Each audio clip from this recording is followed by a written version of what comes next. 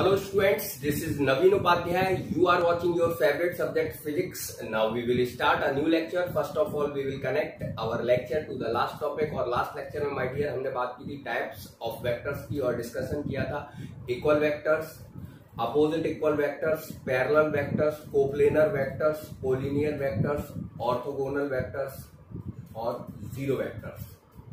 Zero vectors की हमने बात की थी और अब हम आज बात करेंगे किस चीज की, यूनिट वेक्टर्स की। जीरो वेक्टर्स जो लास्ट लेक्चर में हमने डिस्कशन किया था, vectors having zero magnitude.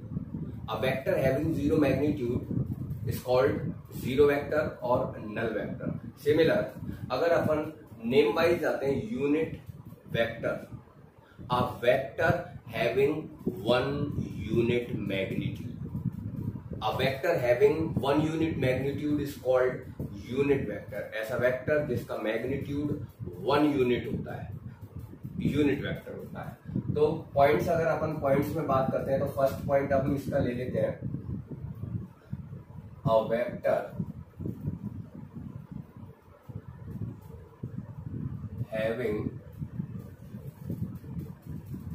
one unit magnitude. A vector having one unit magnitude is called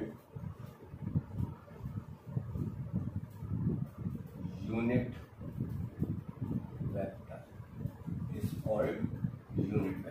अच्छा, जो यूनिट वेक्टर होता है, यूनिट वेक्टर को हम रिप्रेजेंट किससे करते हैं? तो unit vector represented by a cap sign. An unit vector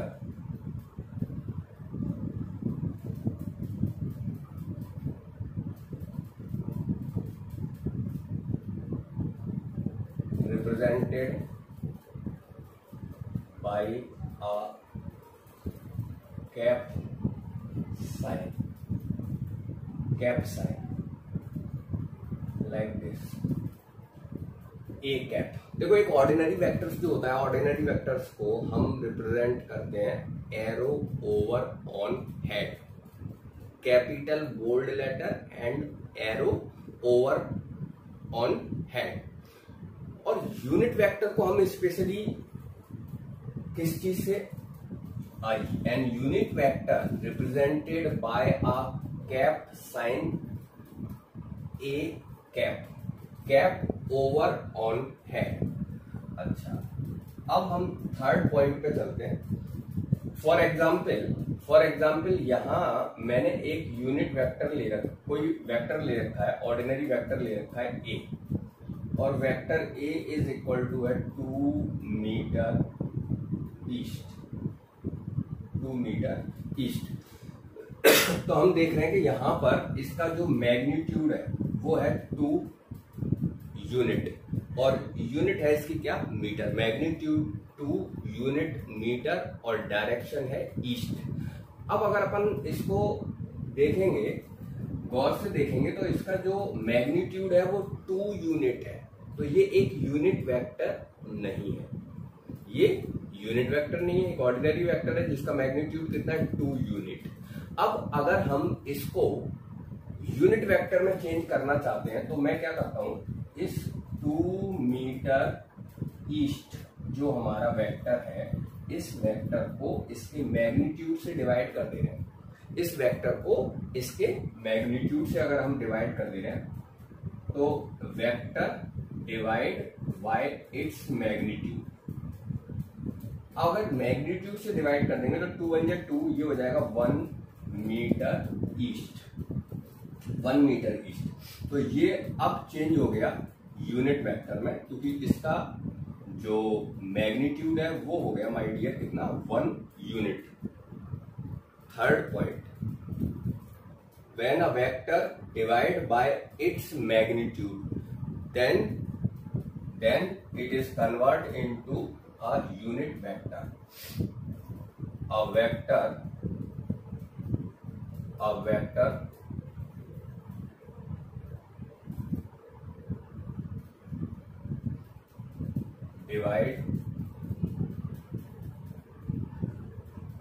divided by its magnitude, divided by its magnitude, then it is convert into an unit vector. तो वो किस में कन्वर्ट हो जाता है? यूनिट वेक्टर में कन्वर्ट हो जाता है। तो इसका फॉर्मूला क्या हो गया?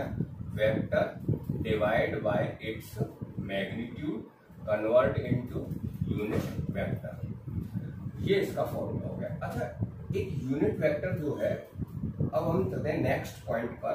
तो यूनिट वेक्टर का यूज क्या है? अ unit vector and unit vector specially use for the direction.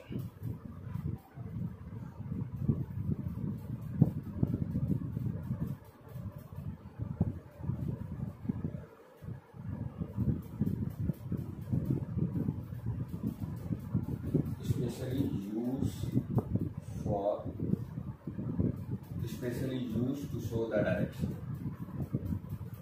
Used to show the direction.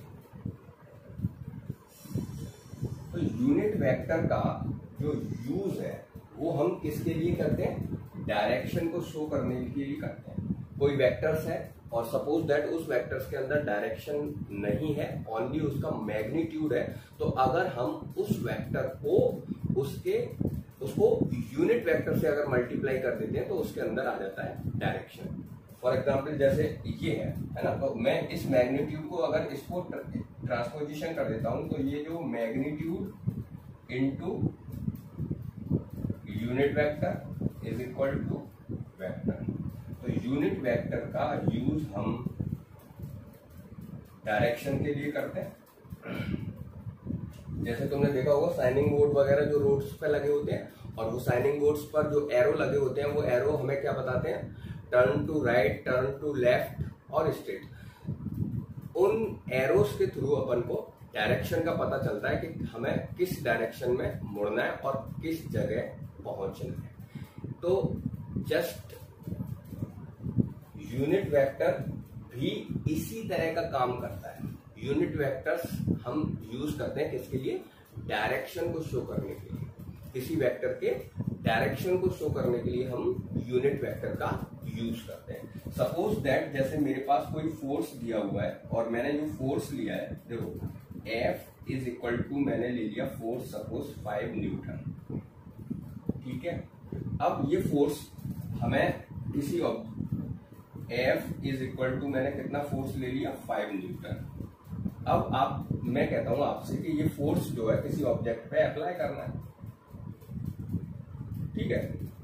अब आपका क्वेश्चन क्या होगा कि सर ये जो फोर्स 5 न्यूटन जो फोर्स दिया है आपने, इसे हम किस डायरेक्शन में अप्लाई करें, किस डायरेक्शन में इसको अप्लाई करें? तो मैंने यहाँ पे डायरेक्शन नहीं दिया हुआ था, है ना, ओनली क्या दिया हुआ है? मैग्नीट्यूड। अब मैं आपसे कह देता हूं कि इस फोर्स को नॉर्थ डायरेक्शन में अप्लाई करना है, नॉर्थ डायरेक्शन में।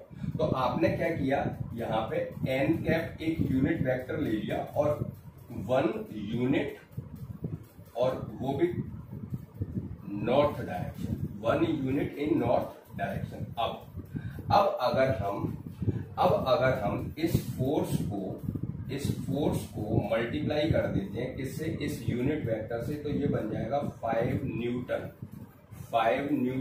क्योंकि 5 बन जा 5 और 5 न्यूटन इन नॉर्थ डायरेक्शन, ठीक है, 5 यूनिट इन नॉर्थ डायरेक्शन। तो माय डियर अब ये जो फोर्स है, अब ये फोर्स वेक्टर में चेंज हो गया और इसके अंदर डायरेक्शन भी आ चुकी है।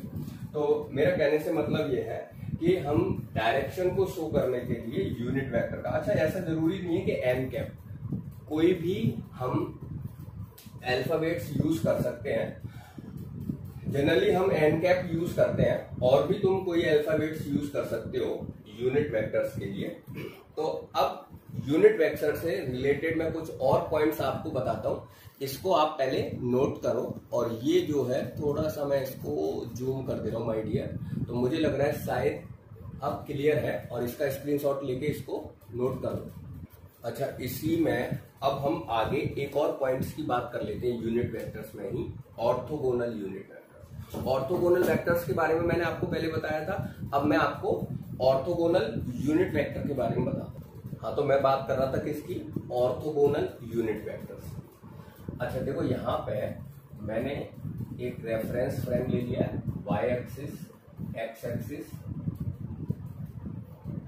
ये मैंने ले लिया वाई एक्सिस, ये और मैं थोड़ा सा इधर ले लेता हूँ, वाई एक्सिस, एक्स एक्सिस और जेड एक्सिस, ठीक है, जेड। और ये हो गया अपना ओरिजिन पॉइंट ओ, ठीक है, वाई और एक्स। अब देखो, मैंने यहाँ पे एक्स एक्सिस पर एक वेक्टर ले लिया ओ ए, वेक्टर ए। ऐसे वाई एक्सिस पर मैंने ले लिया ओ बी, यानी कि वेक्टर बी। और यहाँ ले लिया मैंने ओ सी, सी, वेक्टर सी। अब अगर मैं आपसे कहता हूँ कि इस जो वेक्टर्स है ऑन एक्स एक्सिस, इसको यूनिट वेक्टर में कन्वर्ट कर दो आप, है ना। तो जो वेक्टर ए है, इसको इसके मैग्नीट्यूड से अगर अपन डिवाइड कर देते हैं तो ये बन जाएगा ए कैप। ए कैप यानी कि A cap 1 unit magnitude in positive X direction, 1 unit magnitude in positive X direction. अब पॉजिटिव एक्स डायरेक्शन को स्पेशली हम आई कैप यूज करते हैं। कौन सा साइन करते हैं यूज, आई कैप, इसको हम आई कैप से रिप्रेजेंट करते हैं। अच्छा, ऐसे ही अगर अपन जो ओ बी वेक्टर है बाय एक्सिस पर, अगर मैं इस वेक्टर को भी यूनिट वेक्टर में कन्वर्ट कर देता हूं इसके मैग्नीट्यूड से डिवाइड करके, यानी कि वी कैप, यानी 1 unit magnitude in positive Y direction. और पॉजिटिव वाई डायरेक्शन में जो unit vector my dear use करते हैं वो है J cap. J cap specially use in unit vector, specially use for positive Y direction. ऐसे अगर हम सी जो वेक्टर है ओ सी इन जेड डायरेक्शन, इसको भी अगर मैं चेंज कर देता हूं तो ये हो जाएगा सी कैप, यानी कि 1 unit magnitude in positive Z direction. इसके लिए हम यूज करते हैं ए कैप। तो I cap, J cap and K cap is the orthogonal, I cap, J cap and K cap are the orthogonal unit vectors. I cap, J cap and K cap.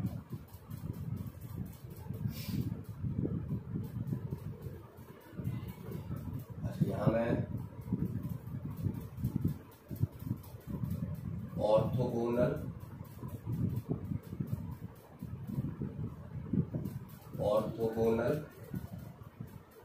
Unit vectors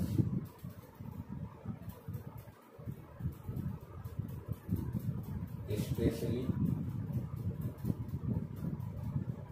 use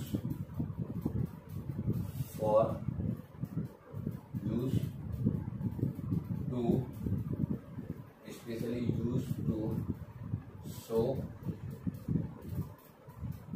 the direction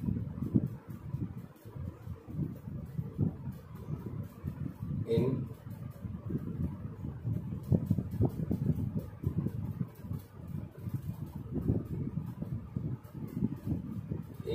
x-axis, y-axis. Orthogonal unit vector especially used to show the direction in x, y and Z axis, ठीक है, X comma Y and Z axis. I cap specially use for positive X axis I cap. J cap specially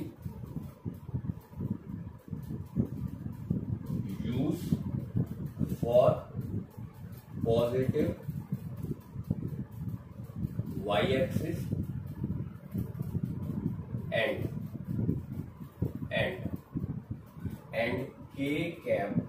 के cap specially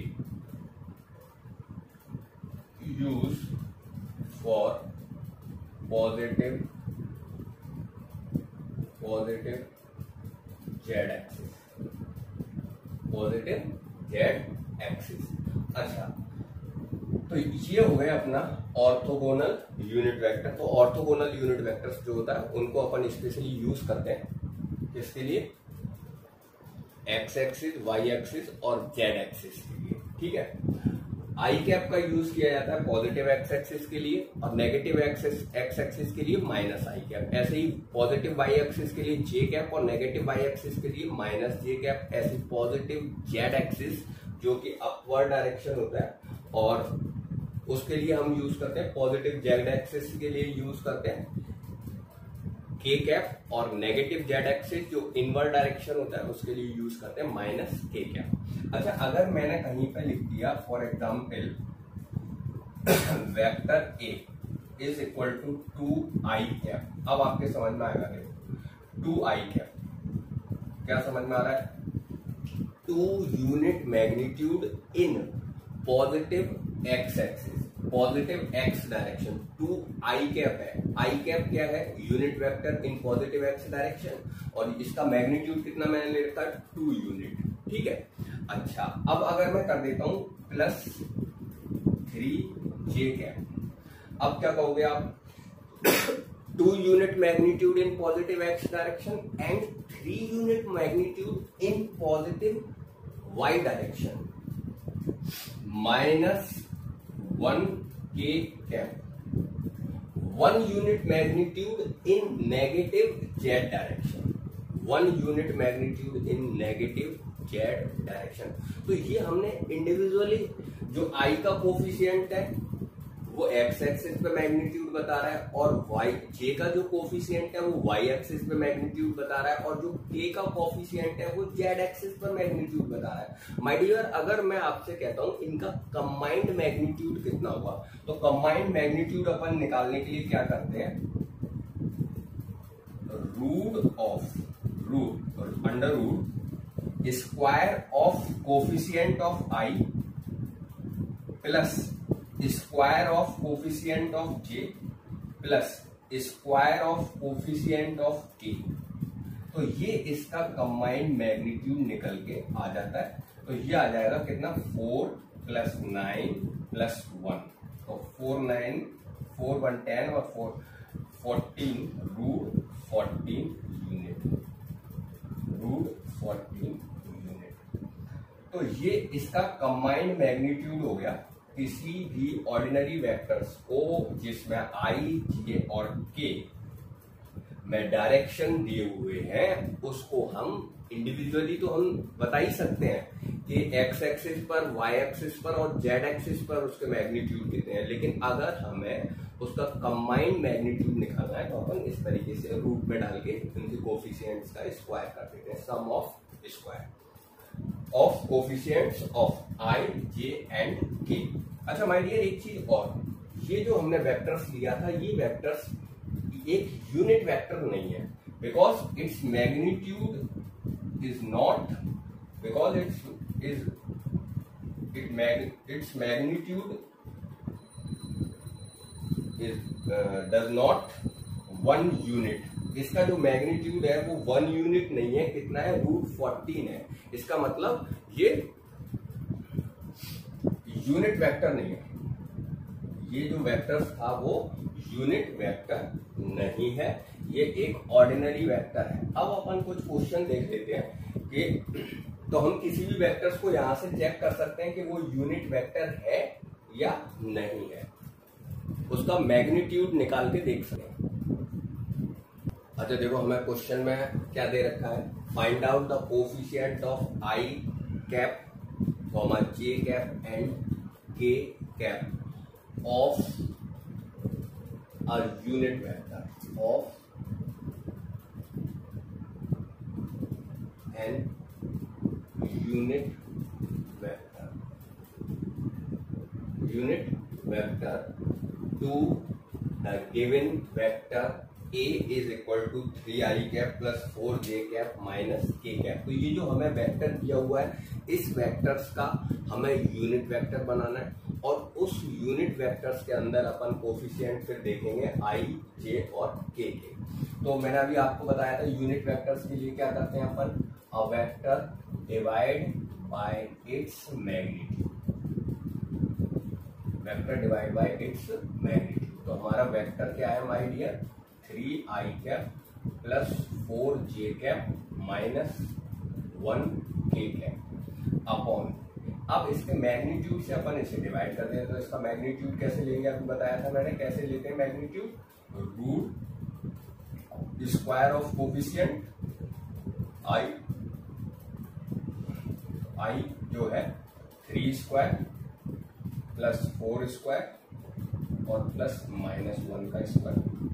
तो square कर देंगे my dear और उनको सम कर देंगे, तो ये हो जाएगा 3i cap plus 4j cap minus k cap upon root, ये हो जाएगा 9 और 16 और प्लस 1, 16 और 9, ये हो गया 26।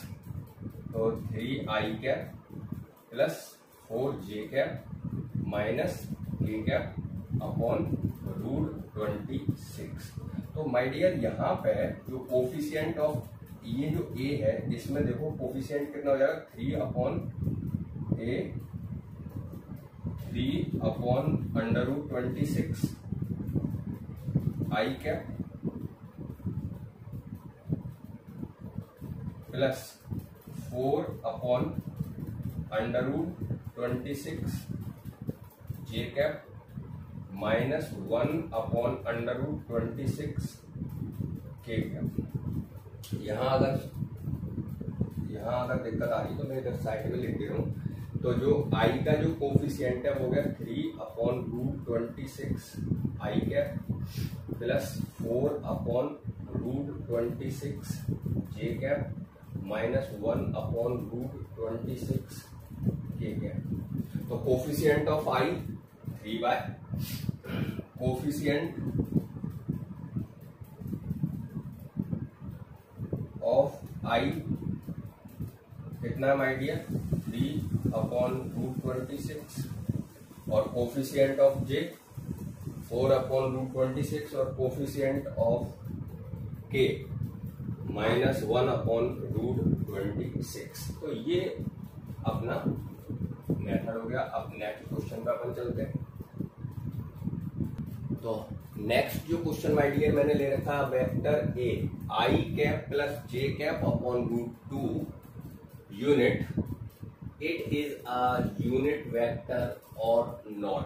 तो हमें चेक करके बताना है ये वेक्टर यूनिट वेक्टर है या नहीं है। तो मैंने बताई थी क्या करते हैं अपन, इसका मैग्नीट्यूड निकाल के देख लेते हैं। तो हमारा जो वेक्टर है माय डियर वो क्या है, हमारा वेक्टर है आई, इसको मैं 1 अपॉन रूट 2 आई कैप प्लस 1 अपॉन रूट 2 जे कैप लिख सकता हूँ। अब इसका मैग्नीट्यूड निकाल के चेक कर लेंगे। तो इसका मैग्नीट्यूड जब अपन निकालेंगे तो इस under root square of coefficient, तो 1 अपॉन रूट 2 इसका स्क्वायर और प्लस कोफिशिएंट ऑफ जे का स्क्वायर। तो ये हो गया my dear root 1 upon 2 plus 1 upon 2 यानी कि 1, रूट 1 यानी कि 1 यूनिट। तो अपन क्या कह सकते हैं, इसका मैग्नीट्यूड 1 यूनिट आ रहा है, it is an unit vector, कैसा वेक्टर है? यूनिट वेक्टर है ना। अच्छा, अब नेक्स्ट क्वेश्चन देखते हैं इसका। देखो नेक्स्ट क्वेश्चन जो मैंने ले रखा माय डियर, ये वेक्टर दे रखा है a 0.2 i cap plus 0.3 j cap plus c k cap. If the given vector is an unit vector, then find out the value of coefficient k cap. Find out the value of coefficient k. तो हमें c की value पता करनी है। अगर ये vector एक कैसा वेक्टर है? यूनिट वेक्टर है।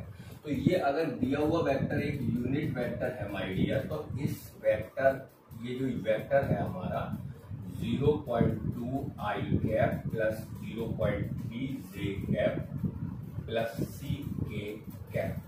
तो अगर ये यूनिट वेक्टर है तो इसका जो मैग्नीट्यूड है, इसका अगर हम मैग्नीट्यूड लेते हैं, जो कि क्या होना चाहिए? 0.2 का स्क्वायर, 0.3 का स्क्वायर और प्लस c स्क्वायर। तो इसका जो मैग्नीट्यूड है वो 1 यूनिट होना चाहिए, क्योंकि एक यूनिट वेक्टर है ना। अच्छा, ये हो गया 0.04 और 0.09 और c स्क्वायर। ये रूट अगर अपन इधर ले लेते हैं, ये हो जाएगा 1 का स्क्वायर, यहाँ हो जाएगा 0.13 प्लस c स्क्वायर। 1 का स्क्वायर 1 हो जाएगा, इसका ट्रांसपोजिशन कर देते हैं तो ये c square is equal to हो गया 1 माइनस 0.13। तो ये c इज इक्वल टू हो जाएगा √8। अच्छा, ये इसमें से ये आ जाएगा तुम्हारा 10 में 7 हो गया और यहाँ 9 में से 1 8, 0.87 यूनिट ये c की वैल्यू आ गई। तो ये मैंने एक और क्वेश्चन आप लोगों को बता दिया, और अगर आप चाहोगे तो एक क्वेश्चन और मैं बता देता हूँ। माय डियर, लेक्चर को एंड करने से पहले एक और पॉइंट्स पे हम बात कर ले रहे हैं। Study of vectors on the basis of their applications. Study of vectors in 2 parts, in 2 categories. First polar vectors and other axial vectors. All the vectors, study of vectors in 2 categories, polar vector और axial vectors। अगर हम polar vectors की बात करते हैं my dear, एक example से मैं आपको समझाता हूँ। यहाँ मैंने एक डिस्प्लेसमेंट वेक्टर ले लिया है, displacement vector. In case of displacement vector, ये जो डिस्प्लेसमेंट वेक्टर मैंने लिया है ये 2 मीटर, मैग्नीट्यूड यूनिट मीटर। तो ये जो पॉइंट होता है ये इसका स्टार्टिंग पॉइंट है, स्टार्टिंग पॉइंट डिस्प्लेसमेंट वेक्टर का, है ना। और ये डिस्प्लेसमेंट वेक्टर का फाइनल पॉइंट, फाइनल पॉइंट। तो ऐसे वेक्टर्स जिसमें एक स्टार्टिंग पॉइंट होता है और एक फाइनल पॉइंट होता है, ऐसे वेक्टर्स आते हैं जिसमें पोलर वेक्टर्स। ऐसे वेक्टर्स की स्टडी हम करते हैं पोलर वेक्टर्स में। एक और केस मैं आपको बताता हूं। मैंने यहाँ पे एक एग्जांपल लिया हुआ है। जैसे ये डिस्प्लेसमेंट वेक्टर मैंने लिया था, ऐसे ही मैं ले रहा हूं point of application in case of force. Point of application, point of application.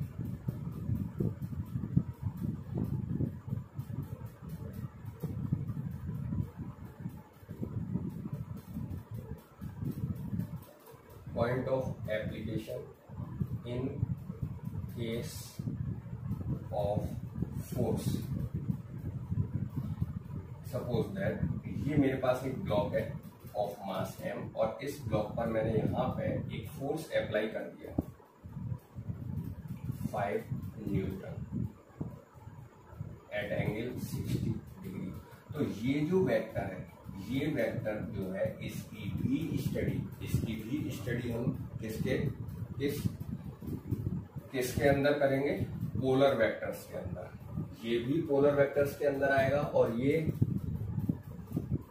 मैंने 2 अलग अलग एग्जांपल आपको बता दिए। एक डिस्प्लेसमेंट वेक्टर्स को लेके जिसमें स्टार्टिंग पॉइंट होता है ये भी पोलर वेक्टर्स में स्टडी करते हैं इसकी। और point of application in case of force, ये जो फोर्स अपन ने अप्लाई किया है, तो यहाँ जो हम ब्लॉक है उसको एक पॉइंट मास ले सकते हैं और उस पर हम ये फोर्स फिर अप्लाई करेंगे और इसकी स्टडी करेंगे। तो ऐसे जो वेक्टर्स होते हैं, vectors having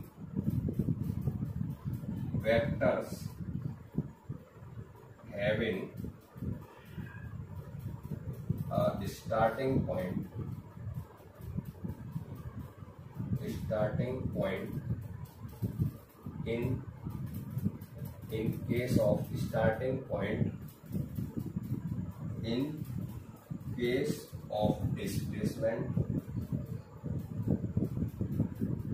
of displacement or point of application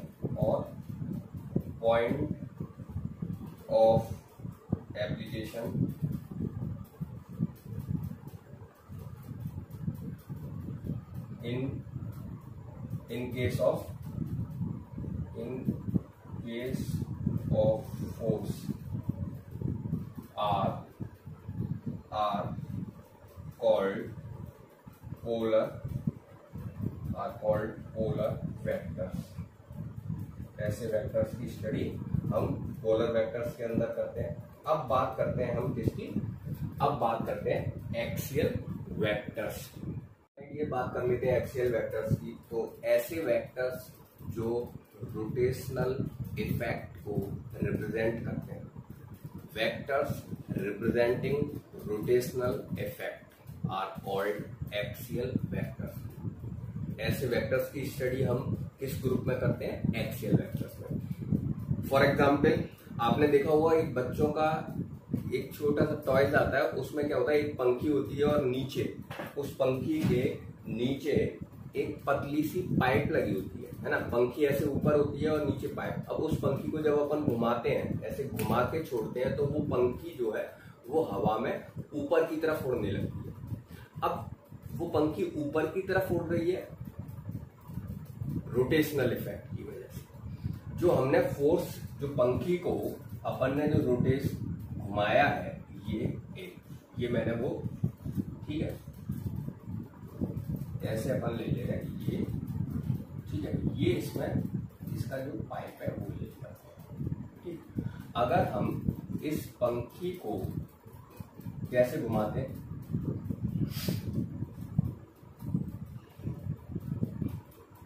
ठीक है, इस तरीके से घुमाते हैं, तो इसका जो रोटेशनल इफेक्ट है ये किधर की तरफ जाएगी? ऊपर की तरफ जाएगी। जो इसका टॉर्क बनेगा, और अगर इसी को हम, अच्छा, ये जो डायरेक्शन है माय डियर, हम ऐसे जो बात कर रहे हैं, ये जो डायरेक्शन है एंटी क्लॉकवाइज है, एंटी क्लॉकवाइज। और अगर हम इसको क्लॉकवाइज घुमाते हैं, अगर हम इसको कैसे घुमा देते हैं? क्लॉकवाइज डायरेक्शन, इसको अपन ऐसे घुमाते हैं, ठीक है, क्लॉकवाइज डायरेक्शन में घुमाते हैं। तो ये जो इसका जो रोटेशनल इफेक्ट है वो किधर आएगा? डाउनवर्ड आएगा। यानी कि इसको अपन बोलते हैं, ये जो टॉर्क है, टॉर्क एक ऐसी फिजिकल क्वांटिटी होती है जो फोर्स के रोटेशनल इफेक्ट को रिप्रेजेंट करती है, टॉर्क। तो ये एक चैप्टर आएगा रोटेशनल डायनामिक्स, उसमें हम पढ़ेंगे इस चैप्टर के बारे में। ये हमने लिया है क्लॉकवाइज, ठीक है। तो क्लॉकवाइज, जैसे तुमने देखा होगा एक नाटक अभी चल रहा है, सीरियल, और पहले काफी पुराना सीरियल है शक्तिमान। शक्तिमान में भी क्या होता था, वो शक्तिमान अगर क्लॉकवाइज, एंटी क्लॉकवाइज जब घूमता है तो वो किधर की तरफ जाता है? ऊपर की तरफ। और जब वो क्लॉकवाइज घूमता है तो वो, अच्छा, ये जो रोटेशनल इफेक्ट है इसका डायरेक्शन हम निकालते हैं राइट हैंड थंब रूल से। राइट हैंड थंब रूल्स अपनी जो फिंगर्स हैं और जो हमारा थंब है, ये एक दूसरे के हम परपेंडिकुलर लेते हैं, और अब फिंगर्स को हम बंद करते हैं किधर? उस रोटेशन के डायरेक्शन में, तो थंब अपना उसके रोटेशनल इफेक्ट को बताता है कि रोटेशनल इफेक्ट। ये जो अपना हेलीकॉप्टर होता है, हेलीकॉप्टर के ऊपर जो पंखा लगा होता है, वो पंखा हेलीकॉप्टर को ऊपर ले जाता है और नीचे कब लाता है। देखो, जब पंखे की स्पीड, पंखा जब घूम रहा होता है और पंखे का जो रोटेशन है वो जो टॉर्क किधर की तरफ बनाता है, ऊपर की तरफ। अब अगर वो जो टॉर्क से जो फोर्स बन रहा है, वो फोर्स अगर उसके वेट से ज्यादा हो जाता है तो वो किधर जाएगा, ऊपर की तरफ। और अगर हम फैन की स्पीड धीमे धीमे कम करेंगे और जब वो जो टॉर्क का जो फोर्स है उसके वेट को जब बैलेंस कर देगा तो वो फिर हवा में रुका रहेगा, है ना। और अगर ये टॉर्क जो फोर्स बना रहा है अपवर्ड डायरेक्शन में, वो अगर उसके वेट से कम हो जाता है तो फिर वो किधर आएगा, धीमे धीमे नीचे आएगा। अच्छा, एक जो फैन है उसकी टेल में भी लगा होता है, वो फैन जो है वो ऐसे घूम रहा होता है, उस फैन से उसको आगे की तरफ मूवमेंट मिलती है, ठीक है। तो ये जो रोटेशनल से रिलेटेड जितने भी वेक्टर हैं, वो वेक्टर्स जो है वो उनकी स्टडी हम करते हैं एक्सियल वेक्टर्स में। Vectors representing rotational effect, vectors representing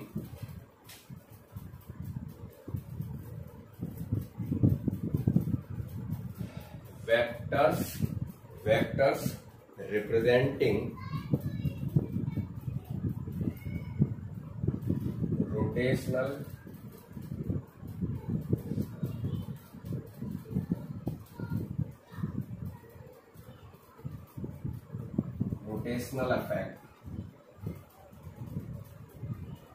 rotational effect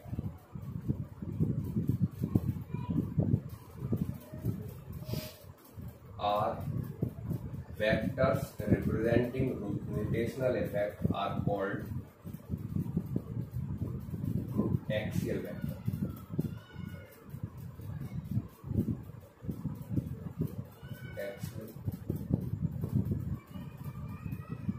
Axial vectors. The direction of axial vector, the direction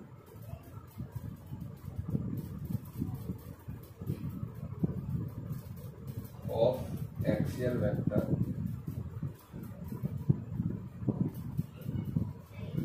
always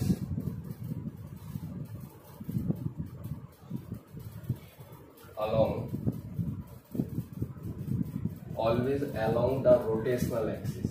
ये इसकी रोटेशनल एक्सिस है, along the rotational axis।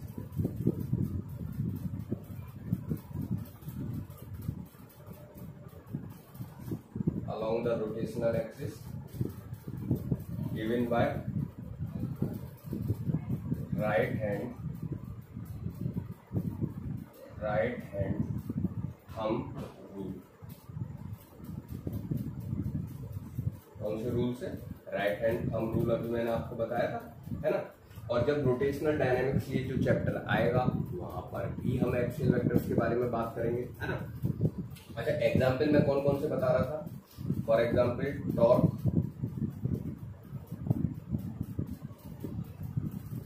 Angular momentum,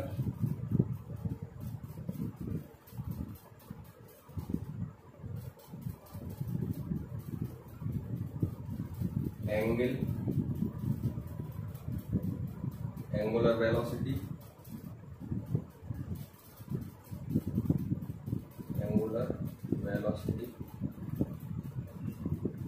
angular acceleration,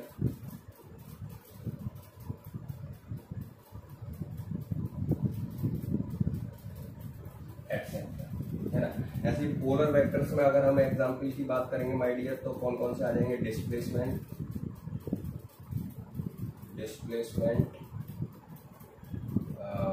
linear momentum,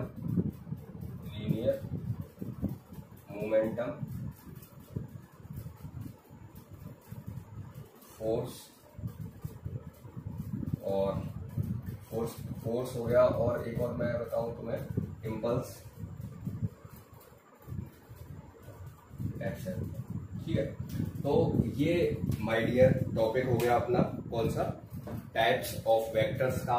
अब हम बात करेंगे operation, जो मैं बात कर रहा था रूल्स ऑफ वेक्टर मैथमेटिक्स।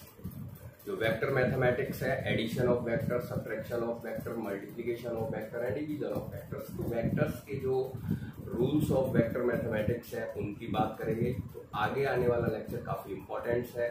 ये लेक्चर अगर आप लोगों को पसंद आया हो तो इसको लाइक करो, सब्सक्राइब करो और शेयर करो।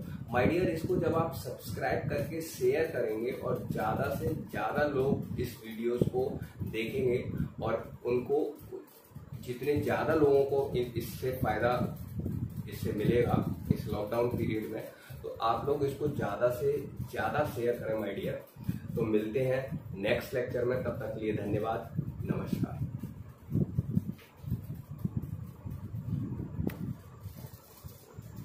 अच्छा, एक बार थोड़ा सा मैं इसको जूम कर देता हूँ जिससे कि आप जो है इसका स्क्रीनशॉट लें और क्लियर जो है ये ठीक है, ये थोड़ा सा क्लियर हो जाएगा।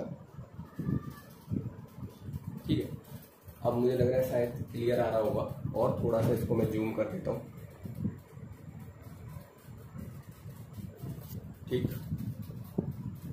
और अब इसका स्क्रीनशॉट ले लो माय डियर और मिलते हैं नेक्स्ट लेक्चर में।